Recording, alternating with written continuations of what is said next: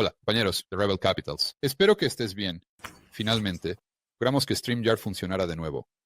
Así que quería repasar lo que todos están pasando por alto sobre la inflación, deflación y desinflación. Y esta es parte de la presentación que di en la conferencia de inversión de Nueva Orleans. Y solo, para darte un pequeño giro, también quiero hablar sobre por qué esto me hace más optimista sobre la economía de Estados Unidos que lo que estaba, digamos, hace 2 meses. No es que esté completamente optimista, pero estoy más optimista de lo que estaba. Así que empecemos revisando algunas diapositivas de la presentación que di en la conferencia de inversión de Nueva Orleans, y creo que esto les va a dar a ustedes un punto de vista completamente nuevo y un enfoque totalmente nuevo. Creo que esto les va a dar algunas ideas en las que quizás nunca hayan pensado antes. Nunca he escuchado este argumento antes y no quiero decir que nadie más esté diciendo lo mismo, pero si lo han hecho, yo nunca lo he escuchado. Así que siéntense, abróchense los cinturones y creo que van a disfrutar esto. Y les va a dar mucho en qué pensar. Y de nuevo, esto les va a dar un punto de vista que no creo que muchos de ustedes hayan considerado. Así que pasemos a la primera diapositiva. Ahora, tenemos la compartición de pantalla. Entonces, Josh, puedes ver esto. Sí, podemos. Está bien.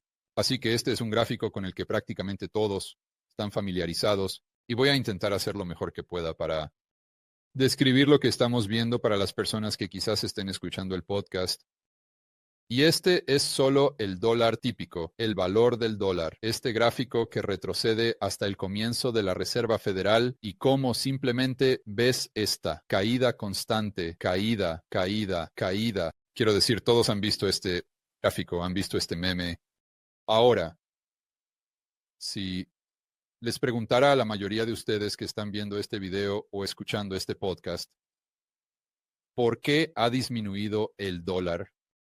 Lo que vas a escuchar de la mayoría de las personas en el espacio de Bitcoin o en el espacio del oro o en el espacio del dinero sólido o en cualquier otro realmente, no creo que esta idea sea exclusiva de esos individuos, pero lo que probablemente vas a escuchar es que es por la impresión de dinero.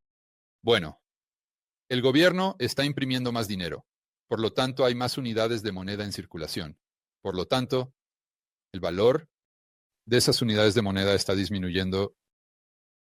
Esto es, quiero decir, solo tienes que entrar a Twitter, a cualquier lugar. Quiero decir, escuchas cualquier podcast y eso es todo lo que oyes. Bueno, el gobierno están imprimiendo dinero, están imprimiendo en China, van a imprimir dinero. Estados Unidos van a imprimir dinero, van a imprimir dinero. Bueno, el gobierno va a imprimir dinero. Y esa es la razón número uno y prácticamente la única razón que escuchas sobre por qué. Vimos esta disminución en el poder adquisitivo del dólar que se ilustra en este gráfico.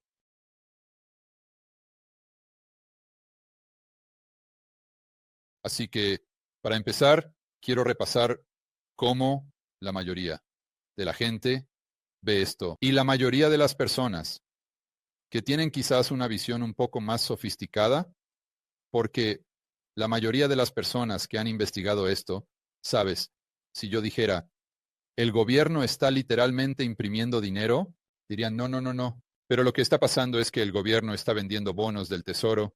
La Reserva Federal está comprando esos bonos del Tesoro y han estado comprando esos bonos.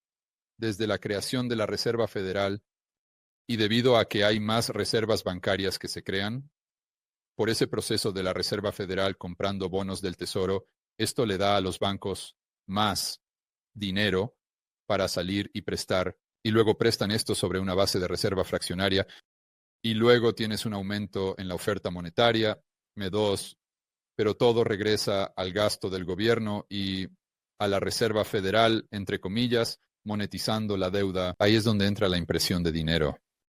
Y luego esto aumenta la capacidad del balance de los bancos.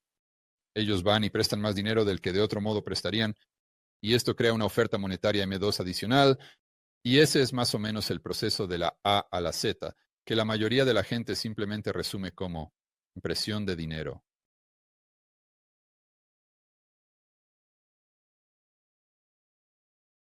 Así que solo mantengamos ese pensamiento por un momento. Y ahora veamos el balance real de la Reserva Federal. Y le pedí a uno de mis editores que creara esto. Y este es el balance de la Reserva Federal menos la moneda en circulación.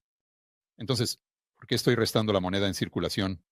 Porque nadie podría argumentar que los bancos realmente están prestando pedazos de papel verde, ¿verdad? Por ejemplo, si vas a un banco y pides un préstamo para una hipoteca, digamos una hipoteca de $500,000, no te van a dar $500,000 en una maleta. Van a estar creando nuevo dinero en el libro contable, por así decirlo. Son nuevas obligaciones de depósito de los bancos comerciales, y el activo compensatorio va a ser ese préstamo que acaban de crear. Así que, el argumento ahí, de nuevo, volviendo al gráfico anterior sobre la impresión de dinero, no es necesariamente que el gobierno esté o que la Reserva Federal está creando pedazos de papel verde para comprar estos tesoros. No, nuevo, lo que están creando son reservas bancarias, y esas reservas bancarias, que son un activo del banco, aumentan su capacidad de balance, aumentan M2.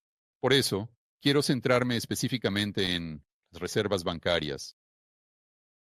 Así que si miramos la cantidad de reservas bancarias en el sistema, digamos desde 1940 hasta 2007, podemos ver que alrededor de 1940 había alrededor de 10,000 millones de dólares en reservas bancarias. Está bien, 10,000 millones con B. Luego avanzamos rápidamente hasta 2007 y había alrededor de $40. Así que un aumento de 30,000 millones de dólares en un lapso de, digamos, 65 años. Así que ahora, si volvemos a este gráfico del dólar, volvamos a 1940, podemos ver que el dólar de entonces tenía, digamos, un 19% de poder adquisitivo, y ese mismo dólar hoy solo tiene $1 de poder adquisitivo. Así que, y digamos que sí, es prácticamente lo mismo si retrocedes a 2008. Así que ha disminuido. El dólar ha perdido valor en casi $19 de poder adquisitivo desde 1940, pero la cantidad de reservas bancarias subió en 30,000 millones, con B. Así que aquí es donde esta idea comienza a tambalear un poco. ¿Cómo es posible que hayamos creado, o cómo es posible que el dólar haya perdido tanto valor en 65 años cuando la Reserva Federal, entre comillas, imprimió 30,000 millones, 30,000 millones de dólares? Quiero decir, Warren Buffett tiene eso en su cuenta de cheques. Entonces me estás diciendo que al imprimir 30,000 millones de dólares, la Reserva Federal disminuyó el valor del dólar a ese extremo a donde valía casi $20 de poder adquisitivo y ahora solo vale 1. ¿Ves? Eso en sí mismo no tiene mucho sentido. Es un poco desconcertante, ¿verdad? Estás como, espera un momento aquí. ¿Cómo es que la impresión de dinero del gobierno, que solo imprimió 30,000 millones de dólares, llevó a esa caída? Tiene que haber algo más pasando. Se vuelve aún más loco. Cuando miramos esta siguiente hoja de cálculo, así que esto es el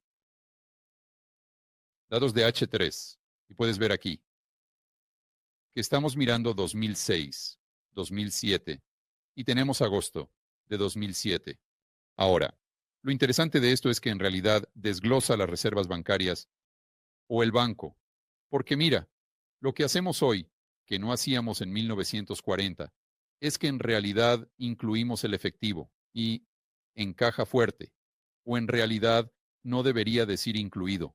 Ahora incluimos el efectivo en caja fuerte en esa ecuación para las reservas bancarias, mientras que, como puedes ver en este gráfico, antes de 1959 no hacíamos eso. Antes de 1959, el único activo de los bancos que se incluía en las reservas bancarias eran las reservas electrónicas. Y, de nuevo, al final del día, piensas en esto y el argumento para el aumento de la capacidad del balance de las reservas bancarias es que los bancos tienen, entre comillas, más dinero para prestar o en realidad tienen más dinero para liquidar transacciones por esos préstamos que crean. Y así, nos rascamos la cabeza de nuevo y decimos, bueno, un momento, ¿por qué aumentaría el efectivo en caja, la capacidad del balance de un banco? Porque no están usando el efectivo en caja para prestar dinero. No están usando el efectivo en caja para liquidar con otros bancos en las liquidaciones interbancarias. No es como si Wells Fargo estuviera enviando un camión de Brinks a Bank of America todos los días y de regreso. No, por supuesto que no.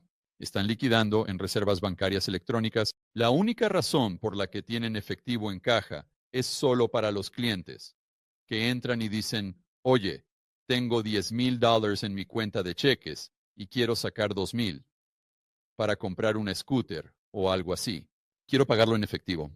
Así que el banco tiene que tener ese efectivo en caja para poder darle al cliente el efectivo que está pidiendo. De ahí, el depósito a la vista.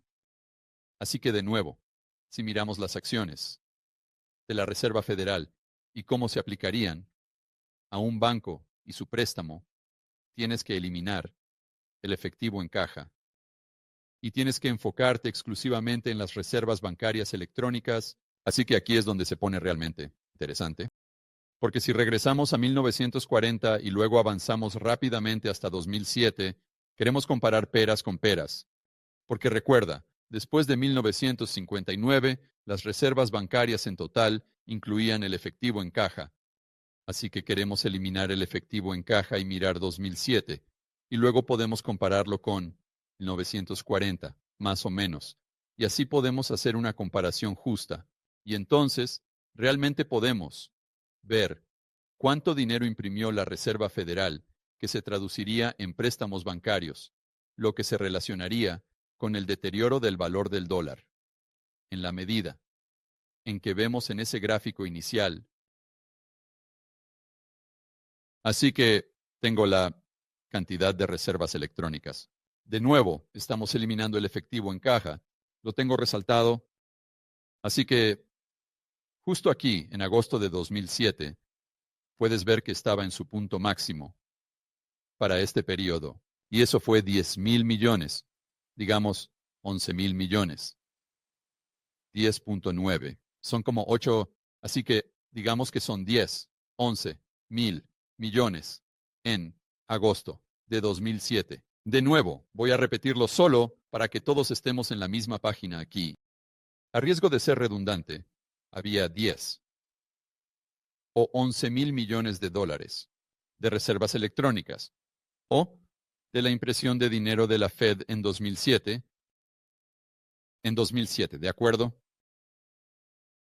Así que lo que pasa es que si miramos este siguiente gráfico y comparamos la cantidad de reservas electrónicas en 2007 con la cantidad de reservas electrónicas en 1940, lo obtienes. Bueno, está a mi izquierda. Ustedes pueden verlo justo frente a ustedes. Obtienes esta línea roja que puedes ver que está plana. En otras palabras, teníamos alrededor de 10,000 millones en reservas electrónicas en 1940 y en 2000, 10,000 millones de reservas electrónicas. Ningún cambio en absoluto. Ahora, en el medio, hubo un poco aquí y allá, pero a lo largo de esos, digamos, 67 años, tenemos una línea plana. Efectivamente, ningún cambio en absoluto. En otras palabras, para decirlo de otra manera, la Fed no imprimió dinero. No hubo impresión de dinero, al menos no por parte de la Fed o del gobierno.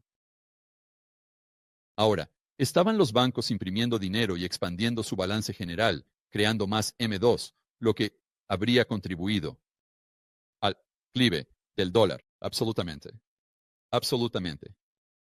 Pero cuando escuchas a la gente decir, ya sabes, volviendo a este gráfico del que estamos hablando, cuando le preguntas a la gente cuál fue la causa, nunca dicen que los bancos estaban imprimiendo dinero, Nunca dicen que se trata de préstamos bancarios. Siempre dicen que es la impresión de dinero del gobierno, pero eso no es posible. No es posible. Y esta no es la opinión de George Gammon. Esto es empírico. Y la razón por la que puedo decir que es empírico es porque solo mira su balance y no aumentó en lo que respecta a esas reservas electrónicas que se categorizarían como, entre comillas, impresión de dinero. Y sé esto. Esto simplemente, ya sabes, la gente en el ámbito del oro y en el de Bitcoin y los austriacos, pero ya sabes, esto les hace explotar la cabeza. Y se vuelven locos con estas cosas. Pero, mira, no mates al mensajero. Y si me dices que estoy loco o que soy estúpido o que no lo entiendo, está bien.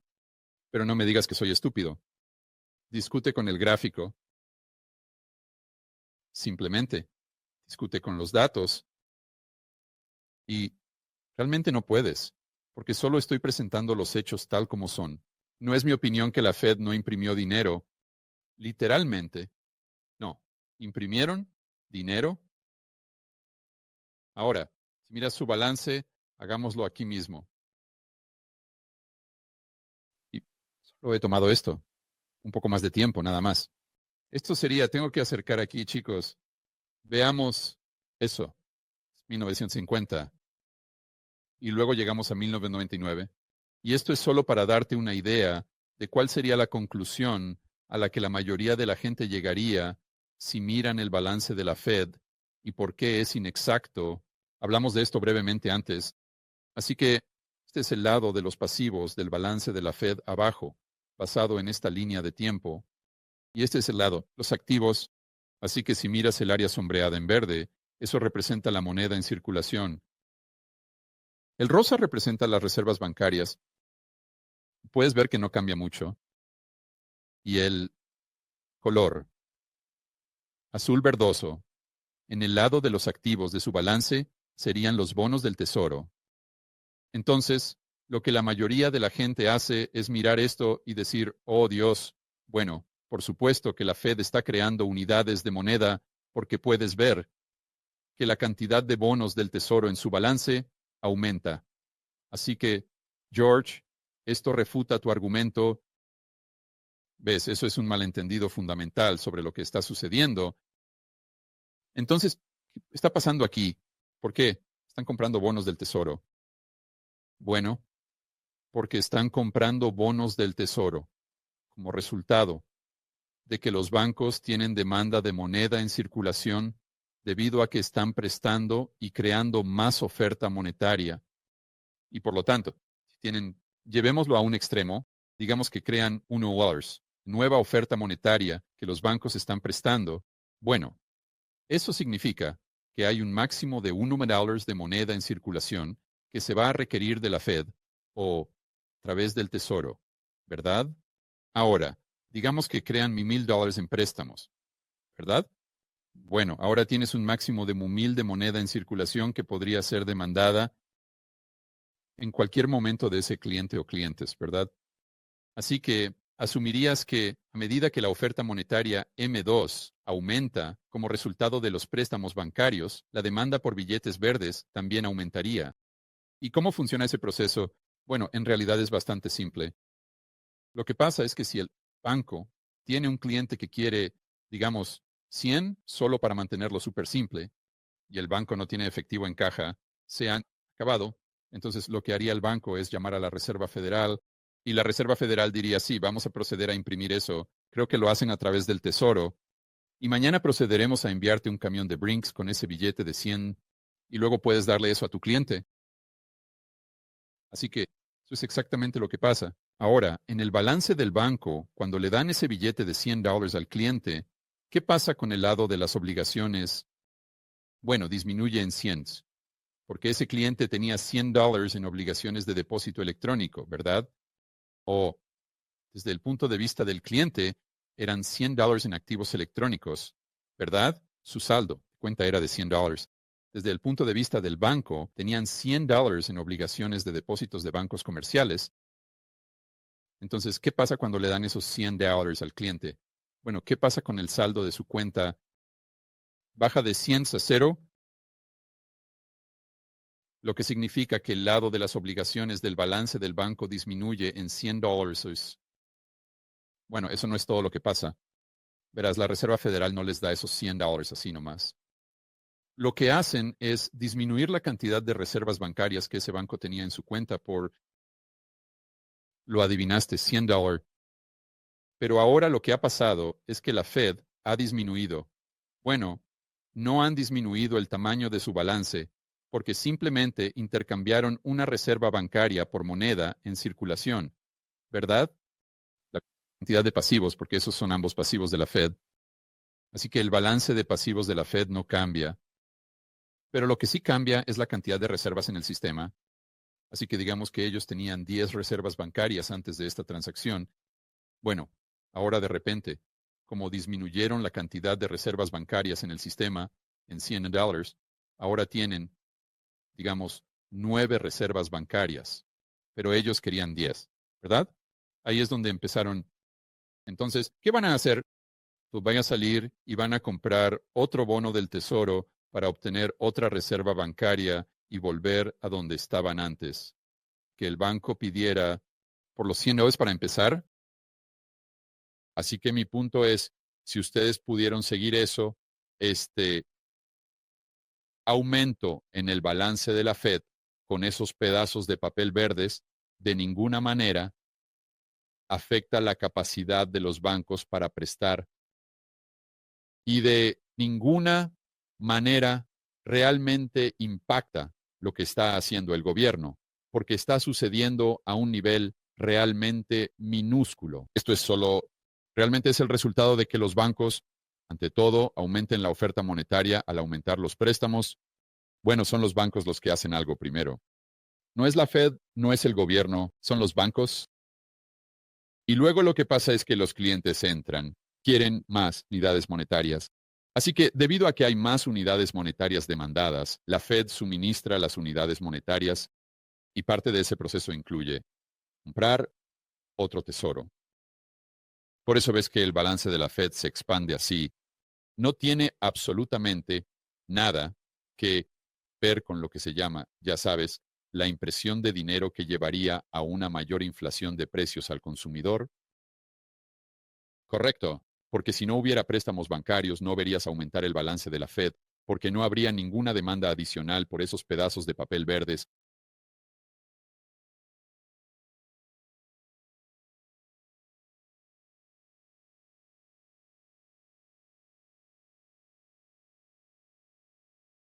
Bien, pasando al siguiente argumento sobre la Fed, la llamada impresión de dinero, que lleva a la caída del dólar, escucharás a mucha gente decir, bueno, George, pero están manteniendo, entiendo lo que dices sobre las reservas, y es cierto. ¿Realmente no aumentaron las reservas electrónicas? No hay forma de discutir eso, es lo que es. Pero lo que no estás considerando es el hecho de que la Fed mantiene las tasas de interés artificialmente bajas, y dado que las tasas de interés son artificialmente bajas, esto aumenta la demanda de préstamos. Los bancos suministran esos préstamos y se están creando más unidades monetarias de las que se crearían si tuviéramos una tasa de interés de mercado al principio de la curva. Está bien. Así que analicemos esto antes de la QE. Antes de la QE, si lees un libro de texto, la forma en que describían a la Fed micromanaging las tasas de interés o la tasa interbancaria overnight era que ellos simplemente hacían estas pequeñas, lo que llaman operaciones de mercado abierto, donde si querían que la tasa de préstamo overnight bajara, solo agregaban unas pocas reservas al sistema. Si querían que subieran, simplemente restarían algunas reservas. Así que veamos esto y asumamos por un momento que hay solo una reserva bancaria en el sistema para el préstamo interbancario y que la tasa de interés de los fondos de la Fed es del 10%. Esa es su tasa objetivo, ¿verdad? Así que si la Fed quiere que las tasas de interés bajen del 10% al 5%, simplemente agregarían otra reserva bancaria, comprarían otro tesoro, y entonces tendríamos más suministro de esas reservas para los bancos, para el préstamo interbancario, más suministro. Sabes, el precio baja, así que pasamos del 10% al 5%, ¿verdad?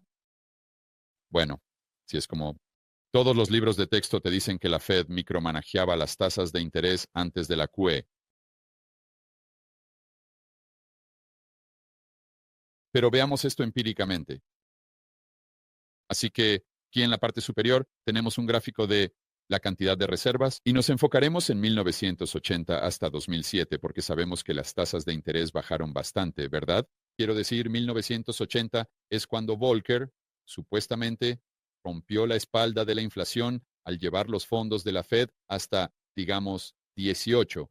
Y luego, antes de la crisis financiera global, sabemos que los fondos de la Fed estaban alrededor del 5%, 5.25.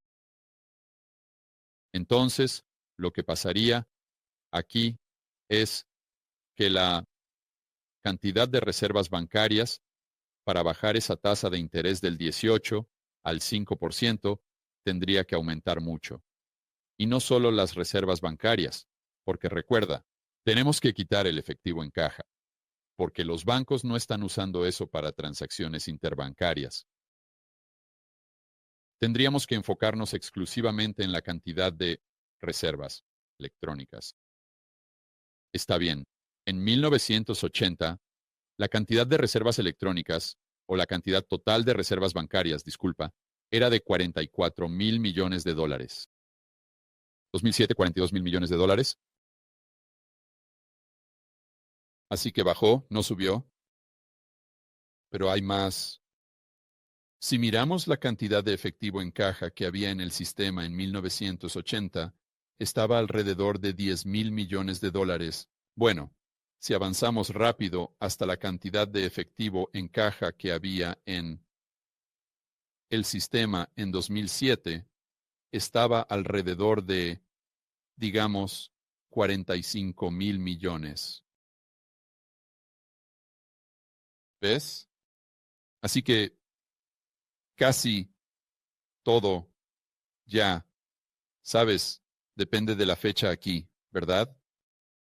Pero el punto es que casi todas las reservas bancarias en el sistema eran moneda en circulación.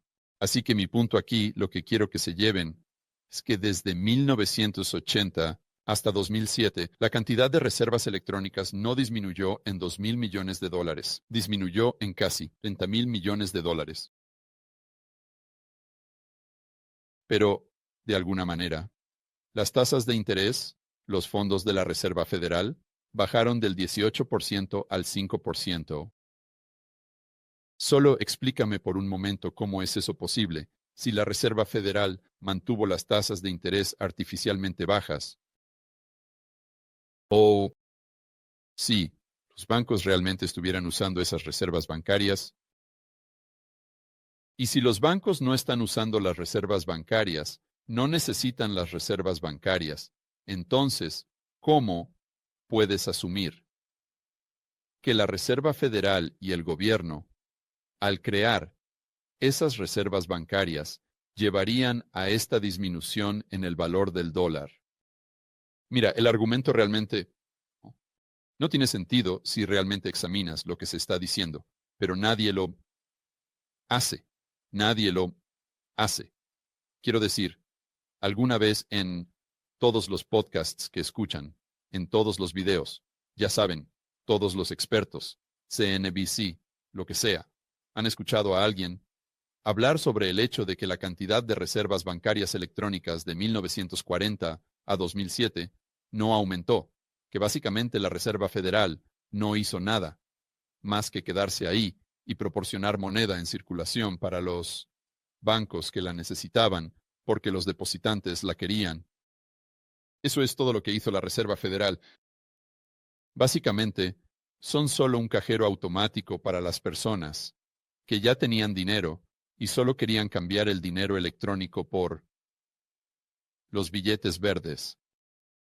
Así que solo están intercambiando. No hay aumento. El M2 ya existía. Mira, no, nunca he oído a nadie hablar de eso, pero es un hecho. Es un hecho, guste o no, ya sabes, realmente rompe varias de las narrativas que hay por ahí, pero, mira, puedes elegir simplemente enterrar la cabeza en la arena solo porque quieres que una narrativa sea cierta, porque has construido tu visión del mundo en torno a esa narrativa. Pero ese no es George Hammond. Eso no es lo que voy a hacer.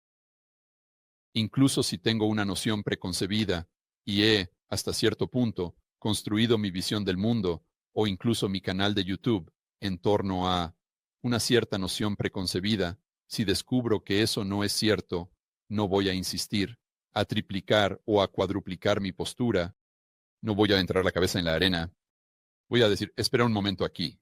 No, eso no es cierto. Necesito reexaminar todo este argumento. Necesito reexaminar esto. Ya sabes, iba a llamarlo una hipótesis, pero esto es solo lo que la gente considera un hecho. Solo porque es una de esas cosas que se dice una y otra vez, hasta el punto en que la gente ni siquiera investiga, porque ni siquiera piensan que vale la pena investigar, porque tantas personas lo han dicho que debe ser cierto.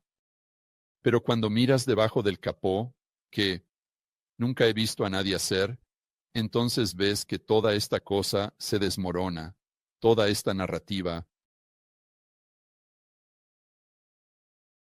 Así que ahora pasemos a que realmente soy optimista, porque se relaciona exactamente con lo que estaba hablando. Así que todos podemos estar de acuerdo en que la disminución del poder adquisitivo del dólar estadounidense no es algo bueno. Así que si estás viendo esto, probablemente te estés diciendo a ti mismo, ok, George, entiendo lo que estás diciendo. Tiene sentido, pero ¿por qué tuvimos una disminución en el dólar? Fueron solo los préstamos bancarios los que crearon toda esta moneda sin crearla. Más bienes y servicios, no, yo no culparía a los bancos, porque los bancos sin el gobierno, como dijimos en nuestro último video, simplemente van a prestar y para medios productivos, ¿verdad? Pero lo que sucede es que cuando interviene el gobierno, ahora cambia todo y ahora, de repente, vamos a tener el U. Ahora, de repente, cambie aquí. Parece que tenemos un problema con la cámara.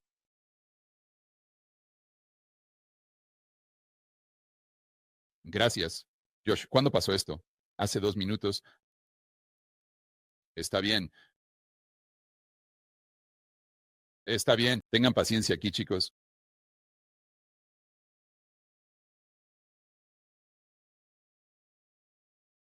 Está bien.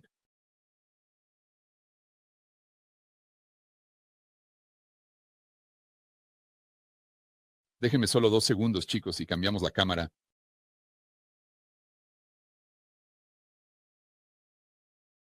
Sí, la próxima vez que eso pase, Josh, tienes que... Estabas en una buena línea de pensamiento, así que estaba esperando a que terminaras esa oración. Sí, próxima vez. Así que ahora estoy mirando mi computadora, chicos, así que solo tendrán que perdonar el fondo. Eso no es realmente importante para este video.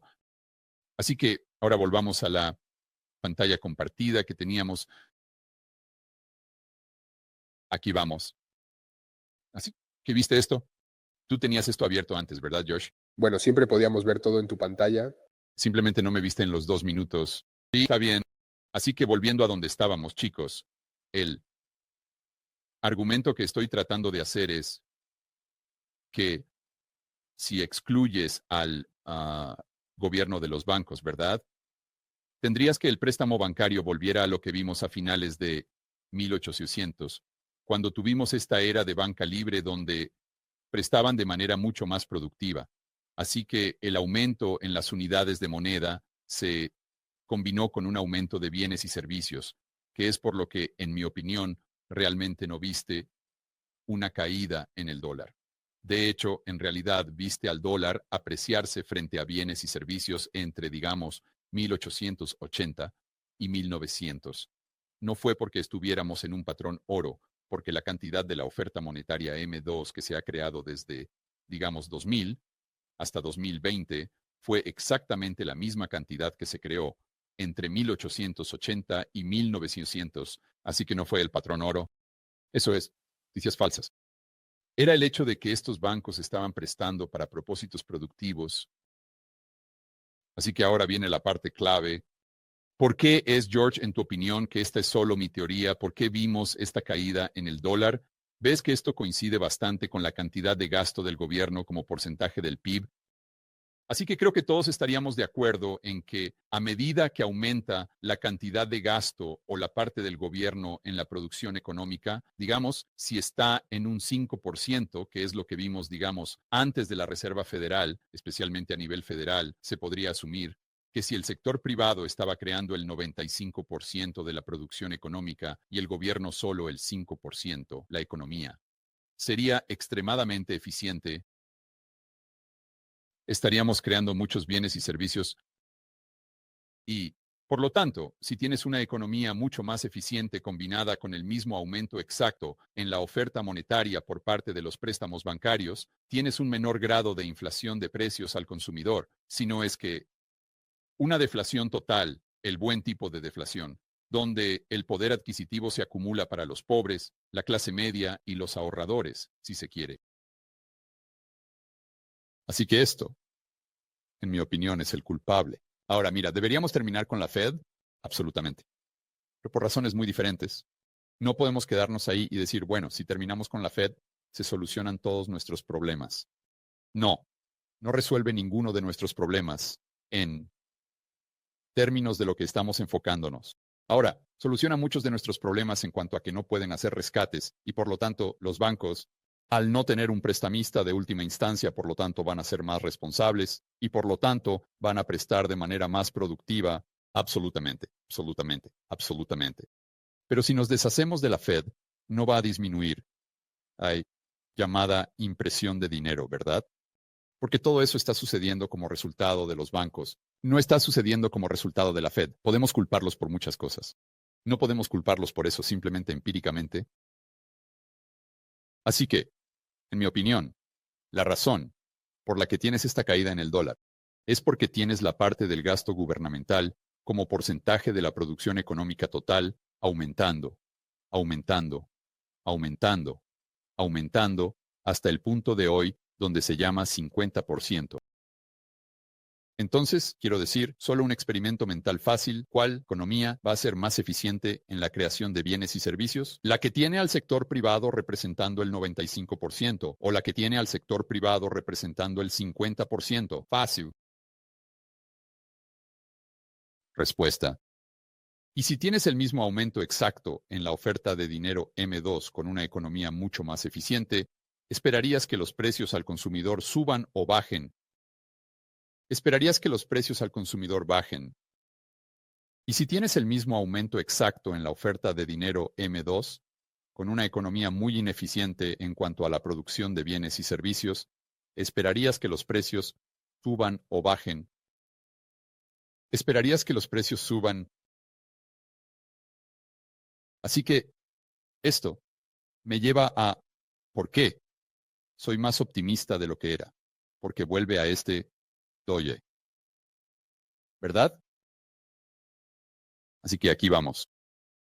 Y entonces dices, bueno, George, dijiste en tu último video que realmente no era tan importante reducir el déficit, que es más importante es reducir las regulaciones. Bueno, eso es cierto. Eso es cierto.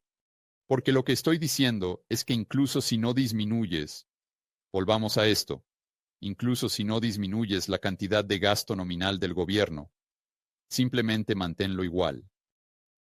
Simplemente manténlo igual, por el amor de Dios. Digamos que este 50% del PIB ahora mismo es, ¿qué sería? Digamos que son 15 billones. Y ten en cuenta que esto incluye a los estados y a los locales. Digamos que son 15 billones en una economía de 30 billones. Está bien, genial. Bueno, para reducir el porcentaje, para aumentar el porcentaje que el sector privado está contribuyendo a la producción económica, no necesariamente tienes que reducir el gasto del gobierno en términos normales, aunque eso sería genial. Lo que realmente tienes que hacer es hacer que el crecimiento, el PIB, parte de la ecuación arriba, arriba, arriba. Así que mi punto aquí es realista que ellos recorten una gran cantidad del gasto del gobierno. Probablemente no realmente, porque para el caso de la gente, ya sabes, la mayor parte de ese gasto es en seguridad social y defensa y estas cosas que realmente no se van a recortar. Pero lo que puedes hacer es que estos chicos vengan, digamos el equipo Doge aquí, y puedes hacer que reduzcan las regulaciones. Puedes hacer que reduzcan todas estas cosas que realmente limitan al sector privado. Por lo tanto, tienes al sector privado creando más bienes y servicios, siendo más productivo, creando más producción económica, incluso si el gasto del gobierno se mantiene igual. Y si la economía del PIB debido al sector privado y la reducción de regulaciones está subiendo, subiendo, subiendo, subiendo, pero el gasto del gobierno se mantiene igual, entonces la cantidad del gasto del gobierno como un porcentaje total del PIB baja. Y a medida que el gasto del gobierno, si mi hipótesis es correcta, medida que el gasto del gobierno como porcentaje del PIB baja, entonces esperaría que el valor del dólar posiblemente incluso suba. Dependiendo de cuánto, ya sabes cuánto podríamos ver que este gráfico decline y que no suba, al menos que se mantenga estable, a donde no está perdiendo tanto como normalmente lo hace. Así que la buena noticia aquí es que esto no se trata de que la Reserva Federal imprima, está al menos en este gráfico aquí, esto no se trata de que la Reserva Federal imprima dinero, y por lo tanto, deberíamos acabar con la Reserva Federal, pero no tenemos que acabar con la Reserva Federal para mantener el poder adquisitivo del dólar. Creo que Doge es mucho más importante. Y si pueden, de nuevo, incluso si no recortan el gasto del gobierno, incluso si pueden deshacerse de todas estas regulaciones locas y la burocracia, eso es solo una bola y cadena para el sector privado. En mi opinión, eso es una gran victoria. Y no estoy diciendo que vamos a tener una deflación total o que, ya sabes, el valor del dólar va a aumentar, pero creo que al menos disminuiría en menor medida, especialmente si pueden lograr estos objetivos y tener un efecto acumulativo. Así que avanzamos 5 años, 10 años, y tal vez, solo tal vez, pasemos de un gasto gubernamental del 50% del PIB, tal vez, solo tal vez, lo bajemos al 30%. Y eso puede que no sea tan bueno como a finales de 1800, pero 30 es mucho mejor que 50. En otras palabras, que el sector privado esté creando el 70% de la producción económica es mucho mejor que si solo estuviera creando el 50% de la producción económica.